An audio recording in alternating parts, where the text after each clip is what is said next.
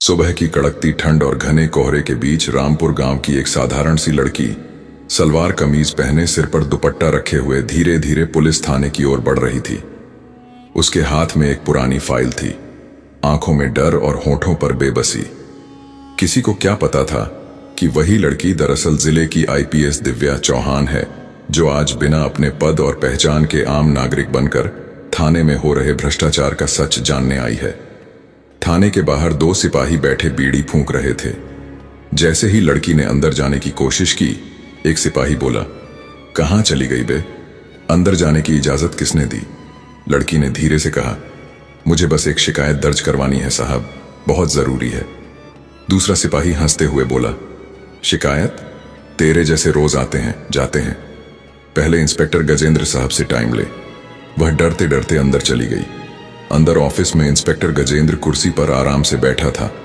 मेज पर पैर रखे मोबाइल पर वीडियो देख रहा था। जैसे ही उसने उस लड़की को देखा, उसने तिरछी नजर से ऊपर तक देखा और बोला, कौन है तू, क्या चाहिए? लड़की बोली, साहब मेरा भाई 2 दिन से गुम है, मैं रिपोर्ट देने आई हूं। गजेंद्र ने मेज पर हाथ मारा। अब हर कोई आ जाता है गुमशुदगी लेकर, पहले कुछ देने लायक लाई हो। लड़की समझ नहीं पाई, बोली, क्या मतलब? वह मुस्कुराया, मतलब डोनेशन समझो ना, रिपोर्ट लिखवाना है तो थोड़ा चाय पानी लगता है। उसकी आंखों में गुस्सा भर आया, पर उसने अपने आप को संभाल लिया।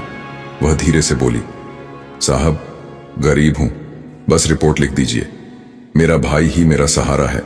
गजेंद्र उठकर उसके पास आया, बोला, मुझे लेक्चर मत दे, जा यहां से वरना बाहर फेंकवा दूंगा। सारी मौजूद जनता हक्की बक्की रह गई। एक औरत डरते हुए बोली, साहब बेचारी लगती है, लिख दो ना रिपोर्ट। गजेंद्र चिल्लाया, सब चुप, यहां मैं डिसाइड करता हूं क्या होगा। लड़की ने आंसू रोकते हुए कहा, आप जैसे लोग ही सिस्टम को बदनाम कर रहे हैं। गजेंद्र हंस पड़ा, अरे वाह, कितनी बड़ी बातें करती है, चल निकल वरना जेल में बंद कर दूंगा झूठी कंप्लेंट के लिए। उसने पीएन को इशारा किया, इसको बाहर निकाल। लड़की धीरे से बाहर निकल आई। दिल अंदर से जल रहा था, पर चेहरे पर अब एक अजीब शांति थी। वह थाने के बाहर खड़ी होकर बोली, इंस्पेक्टर गजेंद्र, आज तो तूने एक आम लड़की को बेइज्जत किया है, कल तुझे पता चलेगा कि किससे पंगा लिया है। वो गली से आगे बढ़ी। सड़क पर एक जीप रुकी। अंदर से एक कांस्टेबल बाहर आया और सलाम ठोकते हुए बोला, मैडम सब रेडी हैं, आपका सिग्नल मिलते ही एक्शन स्टार्ट कर देंगे। लड़की मुस्कुराई, दुपट्टा उतारा और बालों को पीछे किया। उसके चेहरे पर अब डर नहीं, अथॉरिटी झलक रही थी। वह बोली, उन्हें अब तक लगता है मैं एक आम गांव की लड़की हूं, अब देखते हैं उनका रंग कैसे बदलता है। आईपीएस दिव्या चौहान अब अपने असली रूप में थी। उसने गाड़ी में बैठकर कहा, ऑपरेशन नैतिक पुलिस स्टार्ट करो, मैं चाहती हूं सबके कैमरास ऑन हो, आज इंसाफ होगा। गाड़ी डस्ट उड़ाते हुए निकल गई।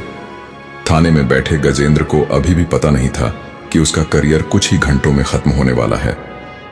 अगले दिन सुबह का वक्त था। वहीं थाना, वहीं कुर्सी, वहीं घमंड से भरा हुआ इंस्पेक्टर गजेंद्र। वो अपने कमरे में बैठा हुक्का पी रहा था और साथियों से हंसकर बोल रहा था, कल एक गांव की लड़की आई थी रिपोर्ट लिखवाने, अरे लगता था जैसे फिल्म हीरोइन बन के आई हो, ऐसे लोगों को तो मैं सिखाता हूं सबक। सिपाही हंस पड़े। उसी वक्त बाहर एक सफेद जीप आकर रुकी। दरवाजा खुला, अंदर से उतरी वही लड़की, पर इस बार सलवार कमीज की जगह वर्दी थी। कंधों पर आईपीएस दिव्या चौहान का नाम चमक रहा था। पूरा थाना सन्ना रह गया। गजेंद्र का मुंह खुला का खुला रह गया।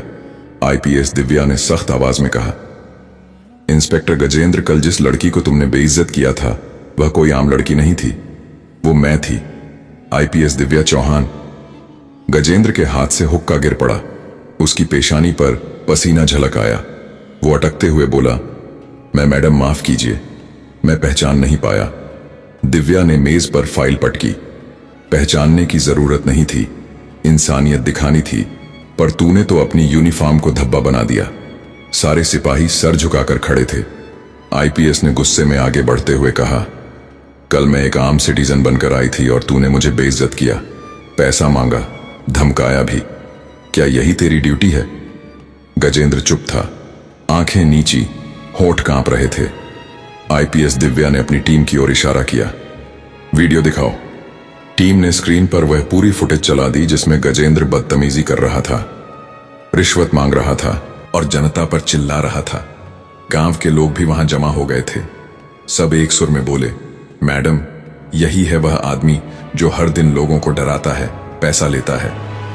दिव्या ने कहा, तुम सबके सामने आज इसका फैसला होगा, क्योंकि जब तक सिस्टम के अंदर के गंदे लोग साफ नहीं होंगे, इंसाफ सिर्फ कागज पर रहेगा। वो गजेंद्र के पास गई और उसकी वर्दी के कॉलर को पकड़कर बोली, ये यूनिफॉर्म इज्जत का प्रतीक है, डर नहीं, और तूने इसे धूल में मिला दिया। उसने फौरन आदेश दिया, इंस्पेक्टर गजेंद्र को तुरंत सस्पेंड करो, इंक्वायरी अभी से स्टार्ट होगी। 2 कांस्टेबल्स आगे बढ़े। गजेंद्र के हाथ से बैज और बंदूक लेकर बोले, सर। गजेंद्र के चेहरे पर शर्म और डर एक साथ थे। वो बोला, मैडम, एक मौका दे दीजिए। दिव्या ने सख्ती से कहा, इंसान गलती एक बार करता है, तूने सिस्टम को गलत दिखाने की आदत बना ली थी, अब तुझे मौका नहीं, सबक मिलेगा। गांव के लोग ताली बजाने लगे। किसी ने कहा, मैडम जिंदाबाद, आज असली इंसाफ हुआ है। दिव्या ने सबको शांत किया और बोली, मैं चाहती हूं आज के बाद कोई भी गरीब, कोई भी औरत, कोई भी आम आदमी डरे नहीं। हक के साथ पुलिस स्टेशन आए। वो मुड़ी और अपने ऑफिसर से बोली, इस इंसिडेंट को रिकॉर्ड करो और सब थानों में भेजो। पूरे सिस्टम का असली मतलब सबको समझना चाहिए, सेवा और सुरक्षा। गजेंद्र को कस्टडी में लेकर बाहर ले जाया गया। आईपीएस दिव्या ने आसमान की ओर देखा और मन ही मन कहा, जब तक मेरे जैसे कुछ लोग इंसाफ के लिए लड़ते रहेंगे, सिस्टम जिंदा रहेगा। धीरे धीरे गाड़ी फिर डस्ट उड़ाते हुए निकल गई। इंस्पेक्टर गजेंद्र सिंह की सस्पेंशन की खबर 2 घंटे में पूरे शहर में फैल गई थी। सुबह से लेकर शाम तक लोग यह चर्चा कर रहे थे कि आखिर कौन सी ताकतें इतनी देर तक बाकी लोगों को डराती रहीं। पर सबसे जरूरी बात यह थी कि अब लोगों के चेहरे पर डर की जगह उम्मीद उभरने लगी थी। आईपीएस दिव्या चौहान ने थाने के बाहर एक छोटी सी प्रेस वार्ता रखी। कैमरे चमक रहे थे, रिपोर्टर सवाल कर रहे थे, पर दिव्या की आवाज शांत और पक्की थी। हम किसी को बचाने या दबाने की नीति पर काम नहीं कर रहे। जो भी दोषी पाया जाएगा, उसके खिलाफ कड़ी कार्यवाही की जाएगी। हमारा उद्देश्य जनता का भरोसा लौटाना है। उसने अपनी टीम को सौंपा कि मामले की त्वरित, निष्पक्ष और पारदर्शी जांच हो। पहले कदम के तौर पर उसने थाने के सभी सीसीटीवी फुटेज, रिकॉर्ड और कॉल लॉग सुरक्षित करने के निर्देश दिए। साथ ही जिले के सारे थानों में इमरजेंसी ऑडिट चालू कर दिया गया, ताकि यह सुनिश्चित हो सके कि कोई भी सबूत हटाया या छुपाया ना जा सके। जांच शुरू होते ही कागजात और फुटेज में कई अनियमितताएं दिखीं। कुछ पेपर्स गायब थे, कुछ फाइलें आधी अधूरी पड़ी थीं और कई बार टाइम स्टैंप बदल दिए गए थे। दिव्या ने ठान लिया कि यह सिर्फ किसी अकेले इंस्पेक्टर की हरकत नहीं, ये एक जाल था जिसके कई धागे ऊपर तक जुड़े थे।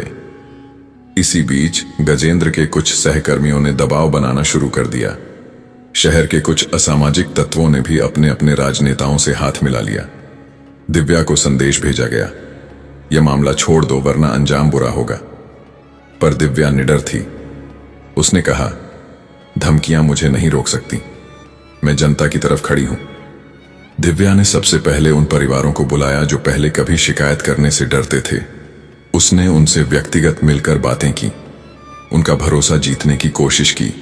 एक एक कर कई दुकानदारों और मजदूरों ने खुलकर बताया कि कितने सालों से उन्हें कितनी कितनी बार डराया, छीना और रिश्वत ली जाती रही है। दिव्या ने हर बयान रिकॉर्ड कराया और हर गवाह के सुरक्षात्मक इंतजाम किए। जांच के बीच मीडिया ने भी इस मामले को लगातार उठा रखा था। कुछ चैनल्स ने सवाल किए, क्या केवल एक इंस्पेक्टर को सजा देना पर्याप्त होगा? क्या जड़ तक सफाई होगी? दिव्या ने साफ कहा, हमें जड़ तक जाना है, केवल रूपरेखा पर नहीं रुकना।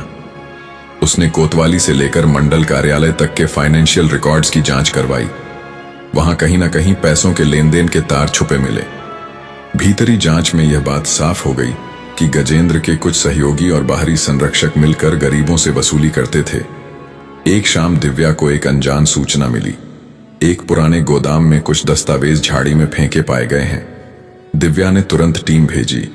वहां से मिले दस्तावेजों में ऐसे पन्ने थे जिनमें रिश्वत के आदान प्रदान के संकेत थे। यह पहला ठोस सबूत था जो सीधे गजेंद्र के नेटवर्क से जुड़ता था। पर जैसे जैसे दिव्या और उसकी टीम सच के और नजदीक पहुंचती गई, विरोध भी तेज होता गया।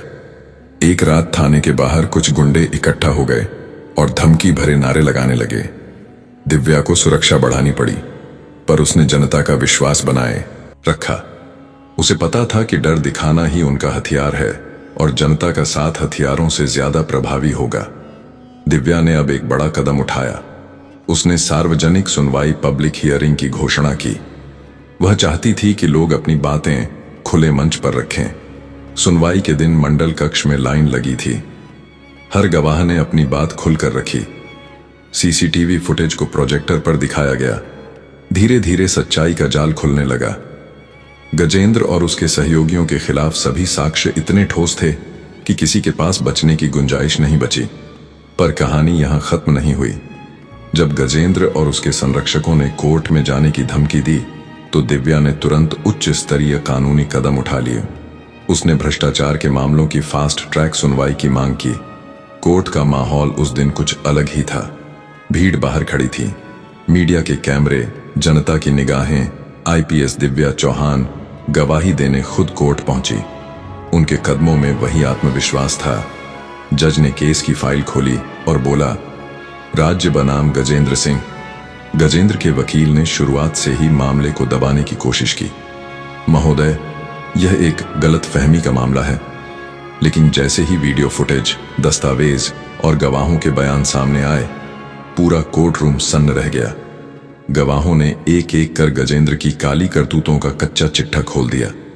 दिव्या ने कोर्ट में गवाही देते हुए कहा, यह मामला किसी एक इंसान की गलती का नहीं, बल्कि उस सोच का है जो मानती है कि ताकत का मतलब है दूसरों को दबाना।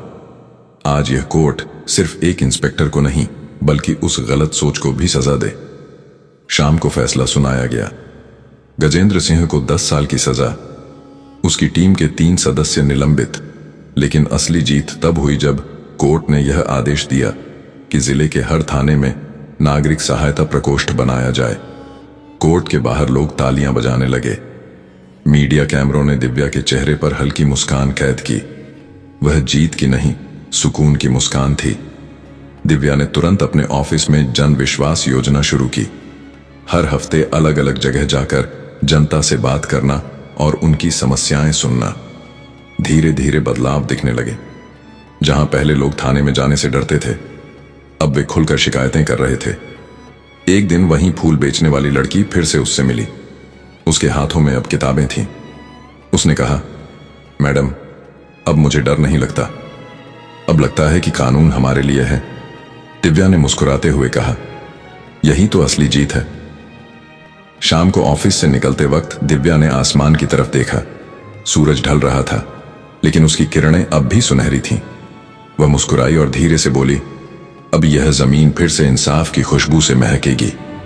यह कहानी हमें सिखाती है कि इंसान की असली पहचान उसकी वर्दी या पद से नहीं, बल्कि उसके व्यवहार और इंसानियत से होती है। दरोगा गजेंद्र के पास पद था, लेकिन इंसानियत नहीं। इसलिए उसे अंत में अपमान और सजा झेलनी पड़ी। इसीलिए हमें हमेशा अपने कर्तव्यों के प्रति सजग रहना चाहिए। हम जिस भी पद पर हों, हमारा प्राथमिक उद्देश्य समाज की सेवा और सुरक्षा होना चाहिए। दोस्तों, यह कहानी केवल महिला सुरक्षा, मनोरंजन और शिक्षा के उद्देश्य से बनाई गई है। इसमें दिखाए गए सभी पात्र, घटनाएं और संवाद काल्पनिक हैं। किसी भी वास्तविक व्यक्ति, संस्था या घटना से इनका कोई संबंध नहीं है। अतः कृपया इसे केवल कहानी के रूप में देखें और इसका आनंद लें।